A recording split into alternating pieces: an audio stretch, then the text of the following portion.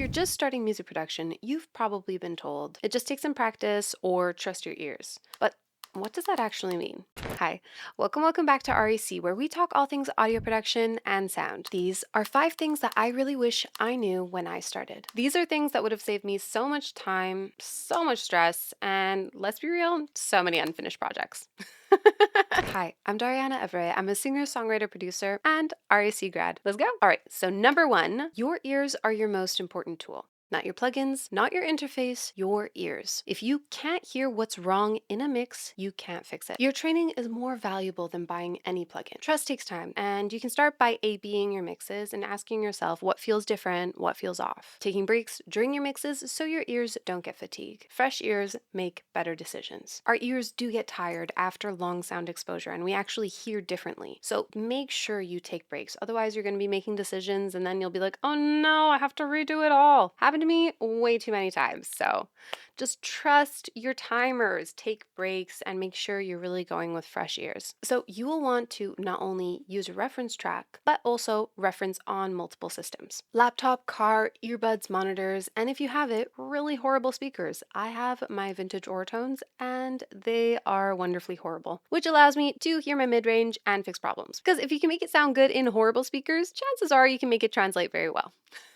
Number 2 is understand your tools and how you hear. This one took me a while. Before you need to worry about fancy gear, you kind of have to worry about how sound works and how sound works in your space. Even expensive monitors lie if you don't understand your room's acoustics. As I mentioned in the last video, I'll be doing a series where I will go over different monitor types, so 3 different tiers of monitors, and a second episode on DIY room acoustics. You'll want to learn how speakers work, learn how EQ shapes tone and brings sounds to life, how compression controls movement, and how panning creates space. After that, it's all about color and mood. But without the fundamentals, you're just guessing. Every plugin is just a tool. What matters is why and when you use it. Color and mood come after you've built a clean and controlled foundation. Lucky for you guys, I've made so many videos talking about all of this. So I'll link a playlist down below that you can check out. It has all the videos you can think of. If you think of other videos that you'd like me to do, please comment down below and I'll be happy to add to the list of videos I'm working on. Get organized early. It saves you later. Please don't be like me and name your files final underscore mix 3 underscore final 2. Like, no. It's just because we're hopeful that it's the final version, but obviously it's not the final version. Learn file structure, naming, and backups early. Data management is so important. I have an equation for you. Clean sessions equals better workflow equals less burnout. It's a great equation. You should just follow it.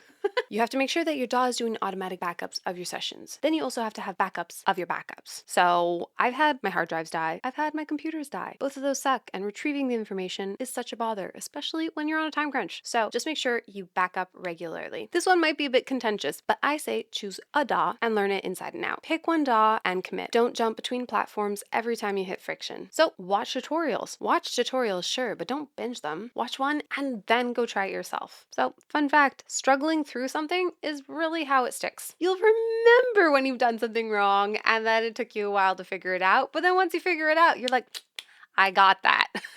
So you'll want to set up hotkeys, build templates, and automate anything repetitive. I'd say when you're just starting out, limit yourself to the stock plugins. Learn their limits so you can understand what third-party tools can actually improve. Knowing your DAW well lets you transform inspiration into action before the idea fades. And trust me, knowing your shortcuts, knowing the little tricks within your DAW, it'll help you work so much faster. Finish the song. So take that 8-bar loop and turn it into a whole song. Doesn't matter if it's good, finish it. Every time you finish a song, you'll be able to look back on it and you'll be able to learn, and it'll be a timestamp of where you are at and the progress you make. It's important and you'll feel so good. And you know what? Maybe if you finish a song, sometime you'll go back to it and who knows, maybe years later you'll be like, oh, that's a really cool idea. I didn't have the skills then, but now let me take it in a whole new direction and it's amazing. Finishing equals habit. You want finishing a track to be your habit. Treat creativity like a muscle. Repetition builds strength. This is the one. Stop waiting until it's perfect. Just finish the song. Bonus, collaborate sooner. So I waited so long before working with other people just because I didn't feel ready. Don't make that mistake too. When you collaborate, you learn faster and you hear differently. And most importantly, you get out of your own head. You realize what your strengths are, how much you already know, and where you can grow. Well, that's it for this video. These are 5 lessons that I hope will really help you. I wish I knew them when I started music production. I kind of went a loop around, and honestly, this would have made it so I knew I trained the right things, getting my ears trained properly, really understanding how sound works helps so much with understanding how to do a mix. If you can understand how speakers work, you'll know what to send to a speaker so it's the most effective mix possible and you're not messing everything up. Honestly, guys, go check out the playlist down below. If you have video requests, write that down below. I'm happy to announce that the 6th of July, 3 p.m. Eastern Time is our next critique. So submit your tracks to DarianaListenToMyTrack@gmail.com. I'm so excited. The last ones were so much fun, and I'm so looking forward to all of your awesome talent and giving you my feedback. It was way too much fun, and honestly, you guys are so talented, and the chat's so much fun as well. So be sure to hang out, and yeah, if you like this video, you know what to do. Feel free to like, share, and subscribe. We come out with new content all the time, and I will see you in the next one. Bye.